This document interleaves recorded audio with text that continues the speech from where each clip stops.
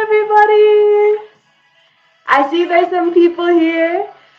Like this video, love this video. Tell me who you are. Tell me who's watching. I'm so glad that you're here. Come on in. Come on in. Today I'm going to be sharing a story with you that is very close to my heart, so I am very excited to share with you. We'll wait a few more minutes till a few more people come in and we'll get started.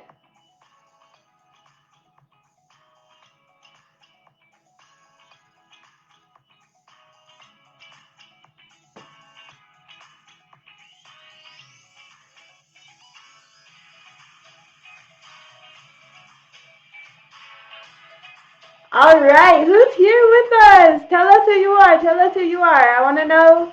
And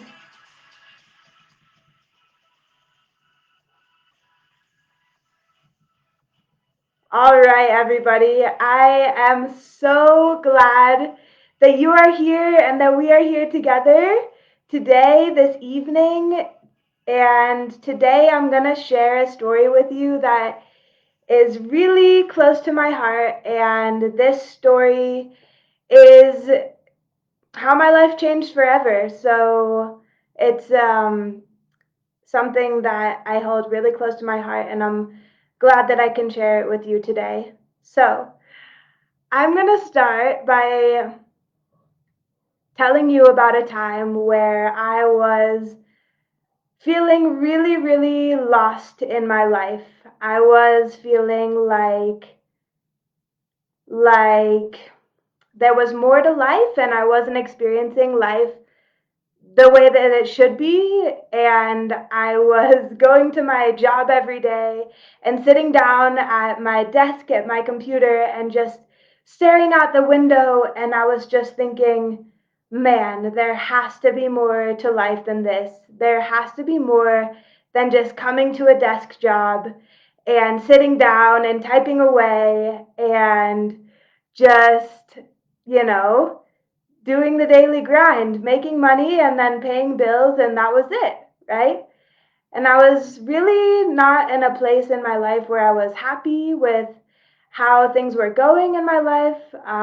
Relationships were not going well for me. I was just really not happy with my job or with a lot of other situations going on in my life. So I knew that I had to make some kind of change. So I said, okay, I'm going to make some kind of change. What am I going to do? What is there to do here? I have to get out of this job. And I knew that I needed to get out of the environment that I was in so that I could just break free from where I was and experience something new and experience something that was going to expand my world and allow me to see more than what I had seen. So I was just sitting at my desk thinking, what am I going to do? How am I going to see more? How am I going to experience more? And so I started looking at all of the possible ways that I could break free from where I was. The only thing that I wanted to do was just get away from where I was. And so I looked at so many options. I looked at joining the Peace Corps. I looked at joining AmeriCorps. I was asking all of my friends about their experiences. And I even applied for a job to move to a different state, to move to New Jersey and start working a different job. And finally, I talked to one of my really close friends, Connie, and Connie introduced me to teaching English. Okay, maybe the internet isn't very good. Thanks, Katie. It could definitely be my internet. Hey, Peter. We have Katie, Peter, and somebody else here. Okay, well, I'm not sure either. Maybe I should restart. Or I'll just keep going, and if it's cutting out, then we'll see what happens when it's final. Okay. So yeah, back to the story. So I was trying to do anything to get away from where I was, right? And And so then I talked to one of my friends, and my friend, her name was Connie, is Connie, and you can see her. She's one of my friends still now to this day. I went to her wedding last year and was awesome. And she told me about her experience teaching English online. And she had gone all the way to Thailand and she taught English online. And I was like, wow, that's cool. Like, Thailand? I could never even dream of going to Thailand. But it just seemed really hard to get there. There was a lot of things holding me back. There was a lot of things holding me back from actually saying, like, okay, I'll move to Thailand and I'll teach English. But, anyways, I continued to hear Connie's story and it sounded really amazing. And I started to consider those things that were holding me back. And I started to think, well, maybe I could figure out how to get past that. Maybe I could figure out how to solve that. And then, after a little bit of time considering Connie's story and her moving to Thailand and teaching English, I finally made the decision to teach English online, or not online, sorry, teach English. And I decided to quit the job that I was in Fort Collins, and that I would go get my TEFL certification. And so I was looking online, like, how should I get a TEFL certification? Where should I go? And I found the cheapest program, which was also like the most awesome experience ever. So that was in Puerto Vallarta, Mexico. And so I quit my job, packed my bags, and I moved to Mexico for a month to get certified to teach English. Teach English, and that was so much fun. That trip to Mexico was amazing. 1 month in Mexico, meeting people from all around the world. I met some amazing friends and made some really beautiful memories with people. And friends that I still have to this day that I attended their weddings as well. And we were all learning how to teach English, and some of the people I was with were even English teachers themselves. And we just had this great community, and we were exploring the city together and just enjoying our time and learning how to teach English. And at the end of that program, I didn't have a job to teach English still, and I was trying to find a job. So eventually, I found a job teaching English in Hong Kong. And I thought, okay, I don't know anything about Hong Kong, but all I know is that this job is going to pay me a good salary and I'm going to get away from where I am. So I'm taking the job to Hong Kong. So I hopped on a plane and I packed like 2 huge suitcases full of clothes, which I look back on and think that's really funny because now I just use a backpack. But I packed these huge suitcases and then I just went to Hong Kong. And actually, my first day in Hong Kong, got completely lost on the streets. Had no idea what I was doing. Spent my very first night in a hostel on the ground, and there were cockroaches crawling around, and it was a crazy experience. But anyways, a couple days later, I met my roommates and I moved into my apartment, and I started teaching English in Hong Kong. And when I was teaching English in Hong Kong, I was like really realizing that I did not like big cities at all. I didn't like big cities. I didn't like Hong Kong. A lot of people love Hong Kong, but I just don't like Hong Kong. And so my roommate at the time, she was teaching English online. So she was like, "Well, I can show you how to get the job teaching English online." And I was thinking like, "Wow, I could teach English online and then I could start traveling around Southeast Asia and move away from Hong Kong." And that's exactly what I did. I spent every single second of my time learning how to teach English online. And then, like a month later, I then finally packed one backpack full of things, my very first time backpacking. And I took my computer and I took a plane from Hong Kong to an island in Thailand all by myself, and I was so scared. I was so terrified. Looking back, thinking back on it, it's so funny. That was really the very first time where I was like completely alone traveling, and I knew it was going to be for a long period of time, and I was really nervous if I was going to meet anybody, and I was really nervous that something was going to go wrong, and I had no idea how to find the right accommodation, and I didn't know anything about setting up my internet correctly. But all I knew is I wanted to do 6 months in Southeast Asia, traveling around and teaching English online. So that's what I did. And I just went to that island in Thailand and I started my very first month teaching English online. And so basically, what I did there is I took the skills that I learned from teaching English and my certification and teaching English in the classroom, and I used those skills that I learned and I found a remote job that matched those skills. So I hear a lot of people asking questions about remote jobs, like, you know, how can I find a remote job? I don't think there's any remote job for me. Well, I think the best thing that you can do is you need to think about what skills you have right now and what do you really enjoy doing, and try to use those things to help you find a job that's going to be a good fit.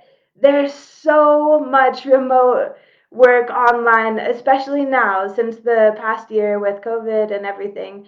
Everyone is turning remote, and there are so many opportunities. So, tip number one: find something that you really enjoy doing. I know my friend here is Katie is here with me, and we're working right now on helping her break free and travel the world. And we were talking about her remote work online and what she can do, and she's a photographer.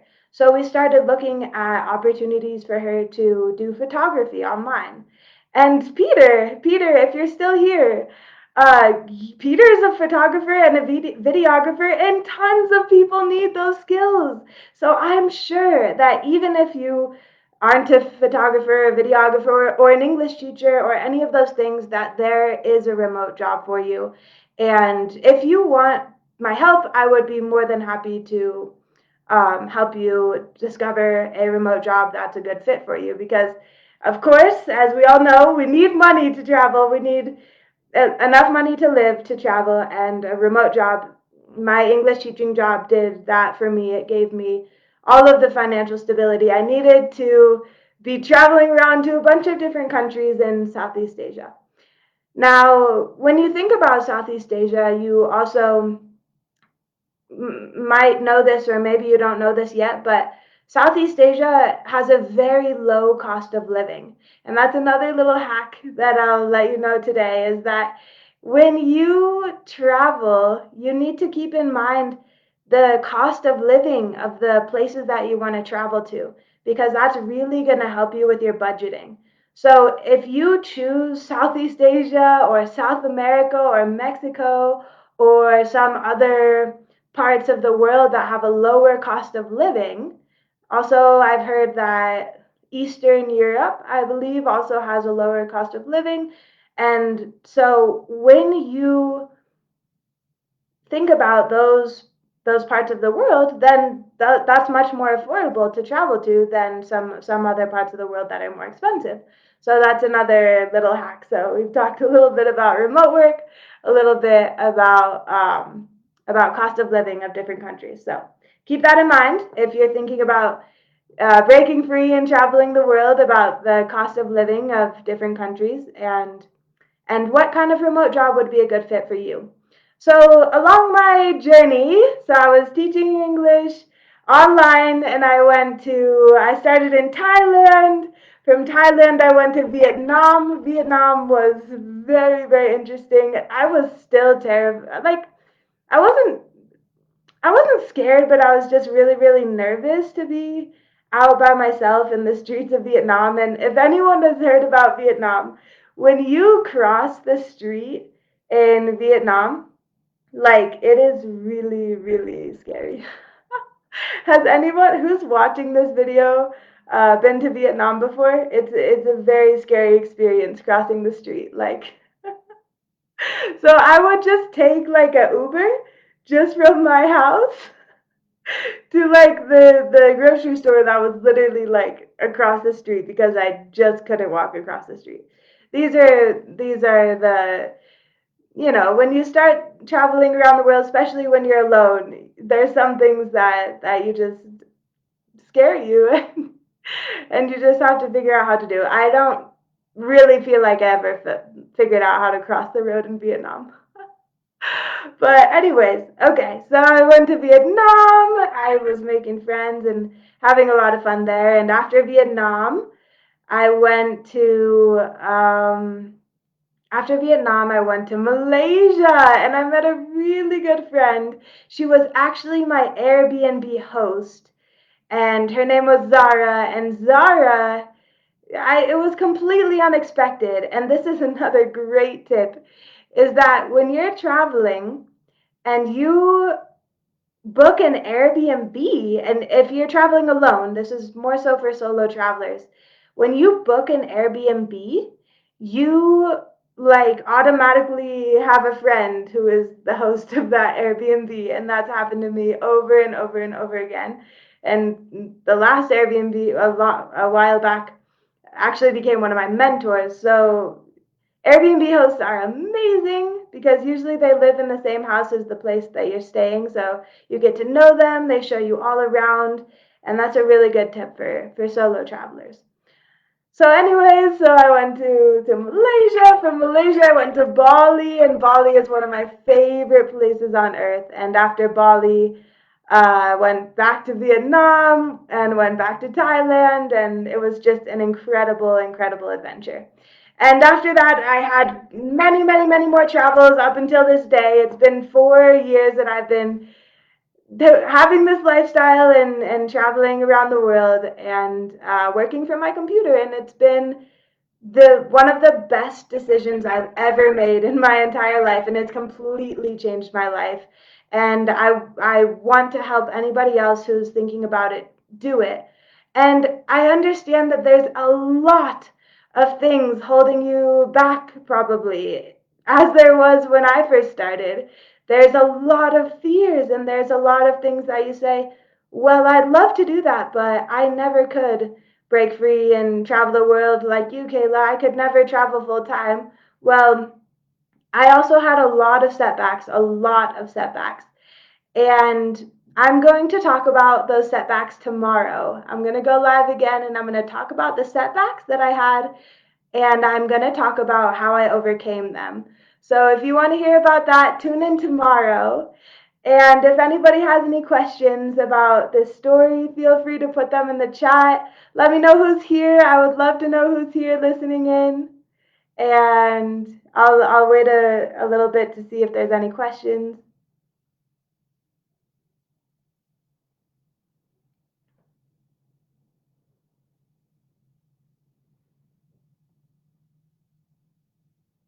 Thank you, Peter, for joining if you're still here. And thank you, Katie, my number one supporter.